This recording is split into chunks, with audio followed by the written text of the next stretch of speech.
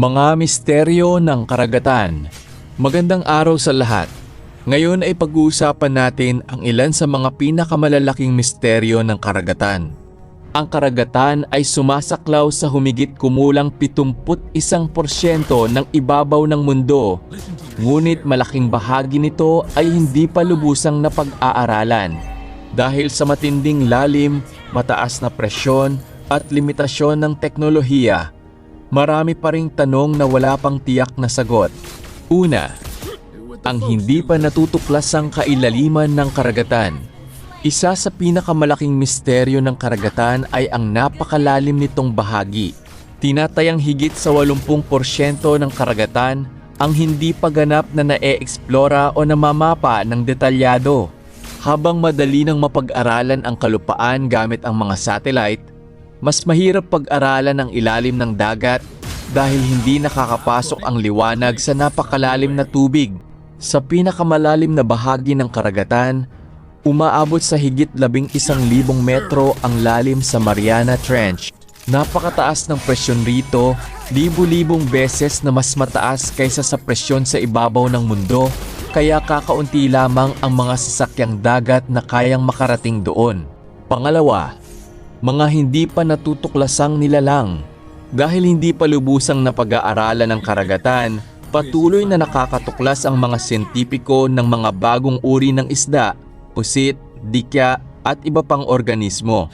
Marami sa mga ito ang may kakaibang katangian tulad ng bioluminescence o kakayahang lumikha ng sariling liwanag. Ginagamit nila ito upang makaakit ng pagkain, makaiwas sa mga mandaragit o makipagkomunikasyon. May posibilidad ding marami pang malalaking hayop ang hindi pa natutuklasan, bagamat wala pang matibay na ebidensya na sumusuporta sa mga alamat tungkol sa higanteng halimaw sa dagat. Pangatlo, ang Bermuda Triangle. Isa sa pinakatanyag na misteryo ay ang Bermuda Triangle, isang lugar sa pagitan ng Florida, Bermuda at Puerto Rico. Naging tanyag ito dahil sa mga ulat ng pagkawala ng ilang barko at eroplano. Maraming haka-haka ang lumitaw, kabilang ang extraterrestrial activity at mga kakaibang puwersa ng kalikasan.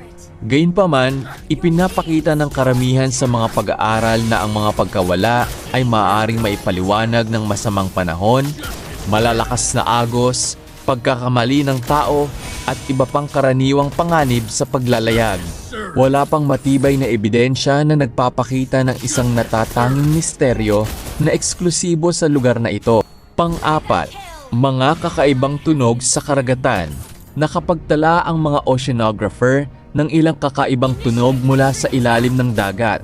Isa sa pinakasikat ay ang The Bloop na naitala noong 1977. Sa una, inisip ng ilan na maaaring nagmula ito sa isang napakalaking nilalang sa dagat. Kalaunan, ipinakita ng pananaliksik na ang tunog ay malamang na dulot ng pagbitak at paggalaw ng malalaking tipak ng yelo sa karagatan. Ipinapakita nito kung paano maaaring magbago ang ating pag-unawa habang dumarami ang ebidensya.